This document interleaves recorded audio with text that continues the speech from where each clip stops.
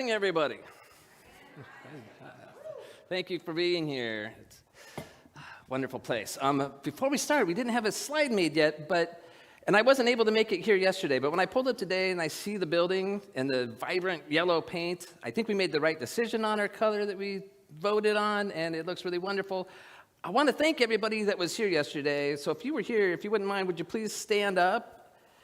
We had Tony Bones painting that was spraying it, and then, wow.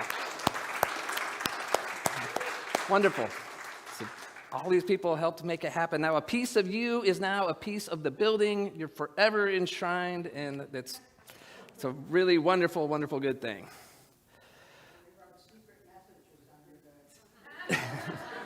That's good.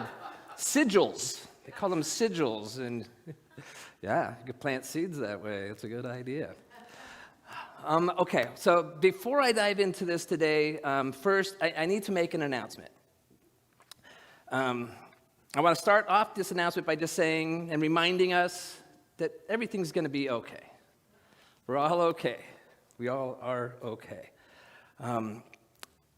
So, there's no easy way to do this. Without going into too much detail, my family and I, we have had some struggles over the last year.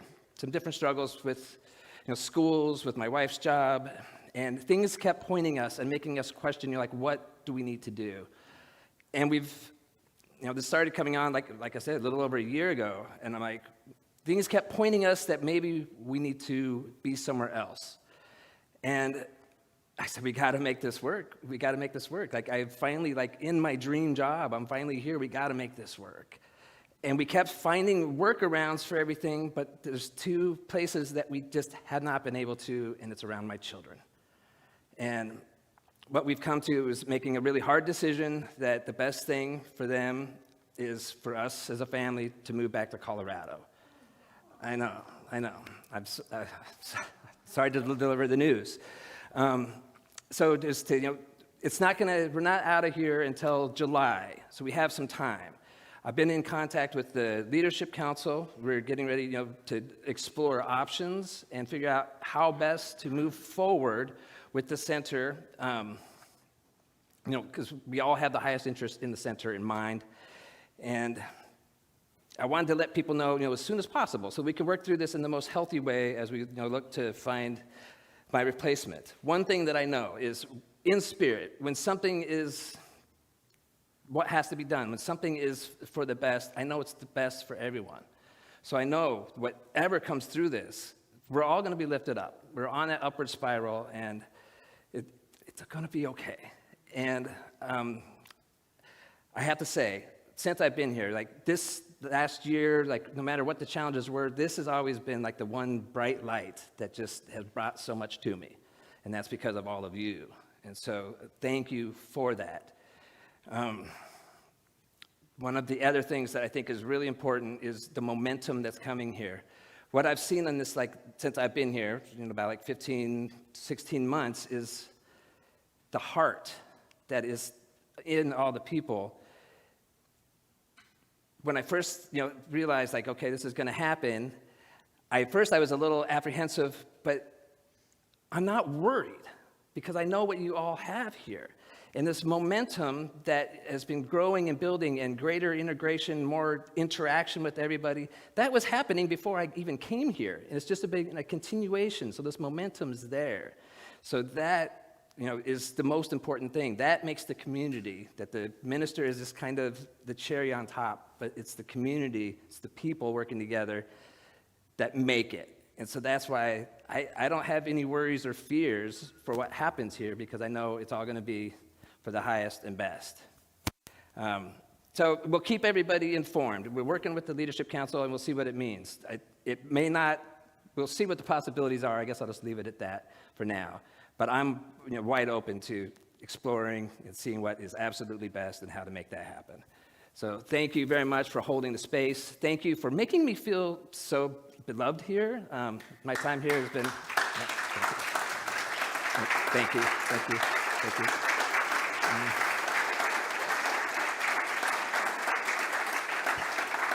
Thank you. I really didn't want to cry, but that right there might have just pushed me over the limit. But thank you for understanding, and we're going to make the best of it, these next 3 months, and then whatever comes with that, through this process to get the next person in here, we're going to make the most of it. So thank you. Okay, now we just got to move on, because that's what we just got to do. But thank you, everybody. So this month, we're looking at giant gentleness, and this week, we're looking at the gentle giant within, and we're looking at it from an individual basis. But what is that gentle giant within? Well, I'll start with the giant. The giant is that thing itself, whether you call it your higher self, whether you call it the life force. I think from my Catholic upbringing, I like the word God. It's the closest thing to me that gets to it, even though I know that word is still not adequate. But whatever it is, it's that presence within us that when we need a little strength, when we need a little courage, when we remember to tap into it, it's there. But now this month, we talk about that all the time, that giant within, that thing within, whatever we call it. But this month, we're looking at one of the attributes that we call it. Whatever you believe in, spirit, the universe, we like to, focus on the God qualities, we call them. Well, this month, we're looking at the quality of gentleness. And sometimes, that might not be a word that appeals to a lot of people, because sometimes gentleness, what I want to make clear on is gentle does not mean weakness, does not mean meekness. Bless you. And it's not like a free pass. When we're gentle with ourselves, when we misstep, it's not a free pass. It's just that we approach it in a gentle way. The same thing with somebody else. When somebody else does something to us, it doesn't give them a free pass. When we choose to lean into our gentleness, it just means that when we hold somebody accountable, we do it in a gentle manner. And so that's what, really, this is a continuation of last month's theme when we said that's how it's never been done before. The idea of gentle has not really ever been done on the main frame or the main stage. When we look back all through human history, war, eye for an eye, that's kind of been the way. And gentleness has been seen as a weakness for some reason, even though all our teachers, all the master teachers, they all preached it. Jesus, turn the other cheek. It's gentleness and responding in another way. So ultimately, gentleness requires courage. It requires confidence and strength. It's a good quality. And again, it's not a free pass for anybody. I want to say, when we start to lean into this, it's a superpower. When you can respond to somebody, when somebody treats you with disrespect, and you don't go to your reaction, to your instinctual stage, and just get right back into it because that's what society says. You can't let somebody diss you. You got to tell them. Did you punch them? What did you do? Like that's kind of what we're conditioned from little age. Like you can't let them do that. And I agree, we don't give a free pass, but there's gentle ways. Gentle ways of asking, are you okay? So leaning into this as a superpower, because it takes, like I say, it's huge courage to be able to respond to vitriol and vehemence with kindness and gentleness.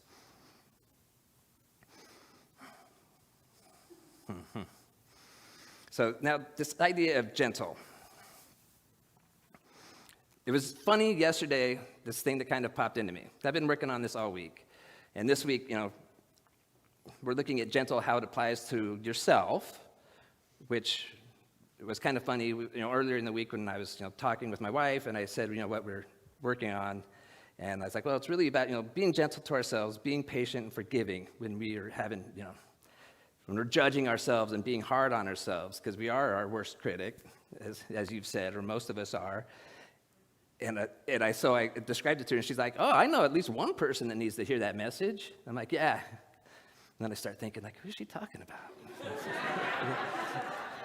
And it took me a minute, and I'm like, yes, because she's true. It's true, like all the time. She hears me talking.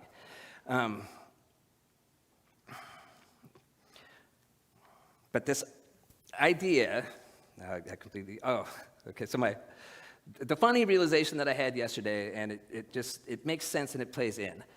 So it was a rough week. I lost my sling a week and a half ago, and last Sunday, and I think this is part of it, I talk with my hands. So after the potluck Sunday, about like halfway through potluck, all of a sudden I was like, oh my God, it's just burning, it's burning. And it was a rough week. I had my 2 in-person PT sessions and my home sessions, and I'm talking to them. I'm like, I don't know what's going on. It just hurts. It hurts. I mean, I think ultimately what it figures out is like I'm carrying stuff with this hand. I'm not supposed to lift anything with it. And so now that I'm really like mindful, I catch myself walking to one room to the other. I'm carrying my laptop and swinging my arms, and I'm like, that's it. And so I'm getting better at dialing that in. But anyway, yesterday, I do my home PT, and I'm like, I'm going to take a bath. I'm going to go soak. Epsom salts, and I'm just going to soak. So I'm in the bath. I'm under the water, and I can, where your ears are under the water and how it, distorts all the sounds and kind of amplifies some. And I hear this boom, and I can feel it, like reverberates for like a second, like the walls shaking. I'm like, oh my God. What is that? And then I hear my son's voice, blah, blah, blah, blah, blah, talking to my spouse, whatever he's excited about. And I'm like, okay, it was the door. And 10 seconds later, boom, just like really loud. And I'm like, gentle, close the door, gentle is what I'm thinking in my head. And then I chuckle. I'm like, oh, gentle. And then I flash back to when I was his age. And I remember my dad. I'd come in and slam the screen door. Gentle on that door. And my dad taught me, when you treat your things gently, your things last longer. How does that apply to us? When we treat others around us gently, they last longer. Our relationships last longer. When we are gentle to ourselves, we last longer. And I'm not saying this like on some, woo-woo, like metaphysical thing, which it's there, it's definitely there, but just like even logically, when I do something that I'm unhappy with myself for, which we all do, all of us at some point in our life have done something, I'm guessing, but I know for myself, there's things that I've done in my life that I beat myself up for decades. When do we let it go? When do we start to be gentle? But when it happens, when we do something that we're not proud of, when I go into my programming, the voices that I've heard throughout my life, the voices we've adopted into our head, and I'm like, if I go to that default place, like, so stupid. How did I do that again? Why do I keep making that choice? I didn't want to do that anymore. And just beat myself up. My body is in stress. It's releasing those stress hormones and floods through our body. And our heart races. And it's putting us in fight or flight. And when we're in that state, the immune system doesn't have enough energy to function because all your resources are going to that fight or flight. But if I do something like that I did not want to do, that makes me feel guilty and shame, and I'm like, okay, I'm going to step back, and I'm going to be gentle with myself.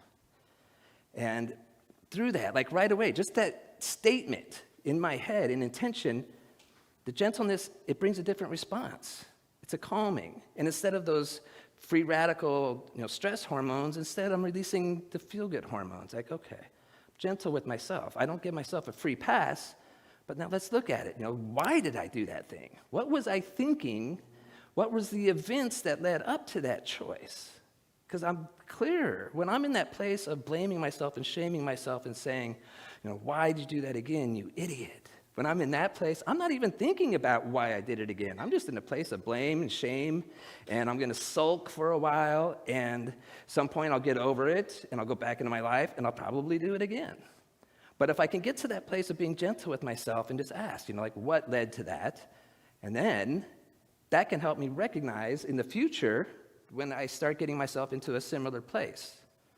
It's a completely different energy, and it's a growth mindset. And so that's literally, like, being gentle makes us last longer.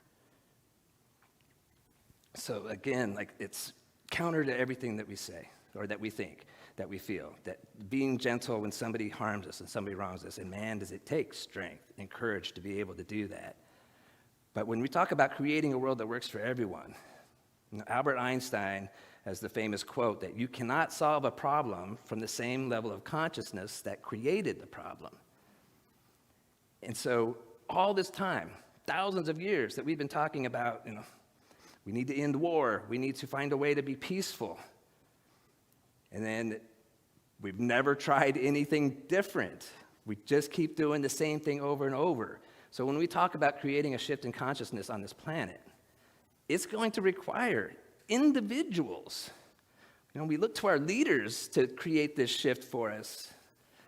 It's not going to come from there. Not first. It's going to come from individuals and then people that speak up. Now, Marianne Williamson, who comes through Unity background, I really love her idea of we need to create the Department of Peace. We've got the Department of Defense, and we spend a lot of money on that. And it does pretty well. The United States, typically, for the most part, we do pretty well in the world. What if we took a portion of that and dedicated it to the Department of Peace, like intentional peace creating? We have to start thinking differently. And it all starts, though. When we want to create shift and change in the world, it has to start individually. And we, I think, underestimate the amount of effect and power that has when we lean into that with ourselves. So this first week, we're looking at just how that gentleness really applies to ourselves. So just breathing and being where you're at, recognize this week that when something happens, how do we shift it into that place of mindfulness and awareness? When we talk about wholeness, we're all part of that one, and everything in our being is that one. That giant within, it's also the giant without. It's everything that is. That means everything is sacred. Everything. There's nothing outside of it. So when we find ourselves sitting on the couch, binge watching Netflix, when I promised myself I was going to clean the garage, or when we driving home and we stop and pick up a 6-pack of beer, even though I said I wasn't going to have a drink this whole week. When we do that, and then we get home, and we want to start beating ourselves up, take a step back and just say, it's okay. We make mistakes. It's not a free pass. What was going on through your head? What do we do? I'm going to use one example of how that mindfulness works, and this is something that Deepak Chopra taught. And it's mindfulness. And he was talking about somebody that wanted to quit smoking.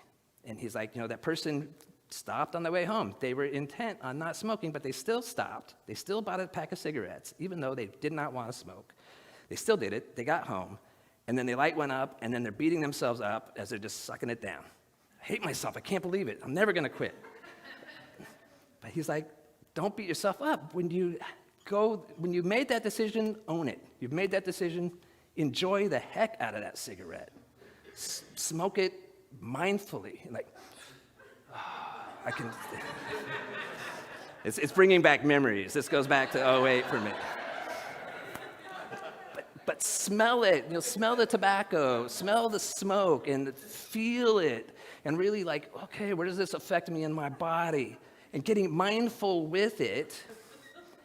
And what Deepak claims is when you do that, what starts to happen is you're fully with it. And then as you're smoking, I know this isn't good for me, but I do enjoy it. But I think I had enough, and then kind of put it out halfway through. And then you're not controlled by the substance. You are now controlling it. You are thinking about it.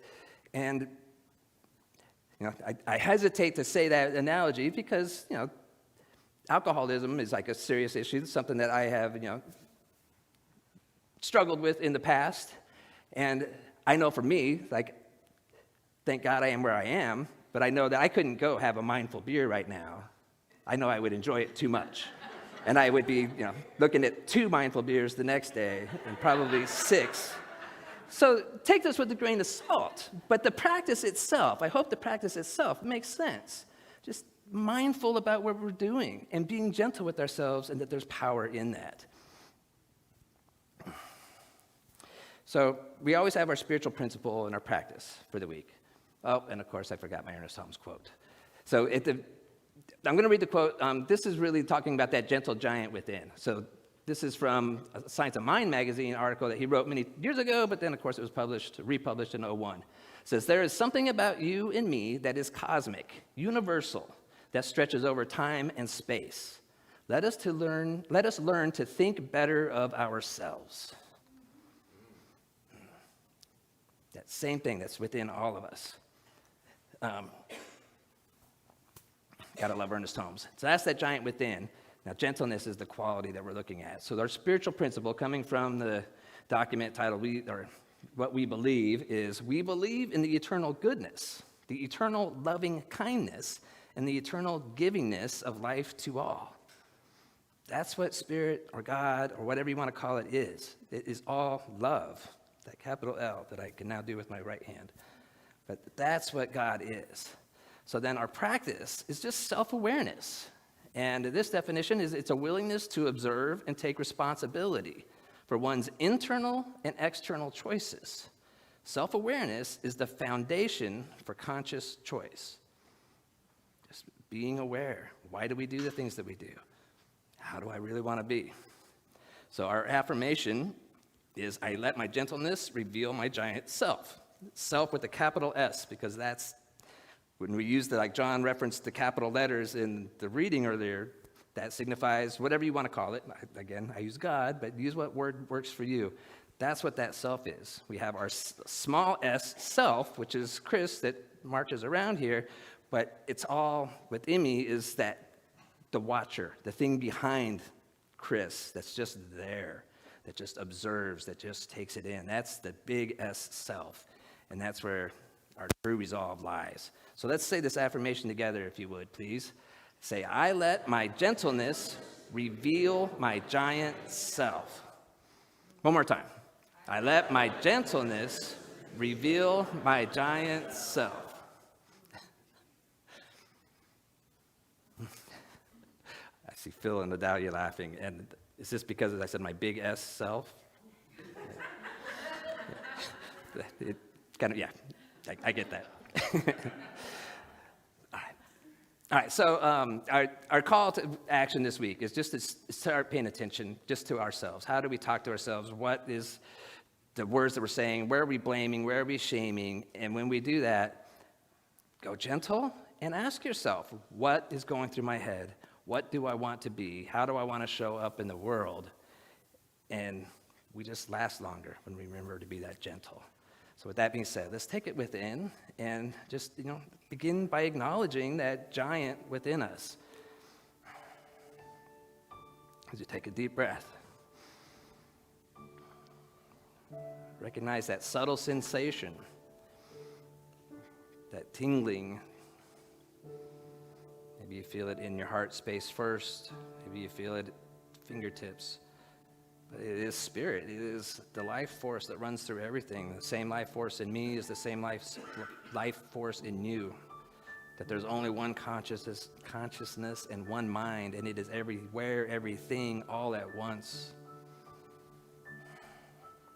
So I know that I'm that, and I know that everybody that hears these words is that, and I know that everybody on this planet is that, and I know that underneath it all are those qualities that when we choose to highlight the qualities of spirit that create more harmony and peace, when we choose to exhibit those instead of the knee-jerk reactions of the old ways of existing on this planet, when we choose those more compassionate ways, it moves us closer to creating that world that works for everyone. So I affirm and avow that there is something waking up within each individual, that it's a gentle whisper. It reminds us of the peace that is at the core of our being. When we feel that oneness, in that moment, we know that we are okay.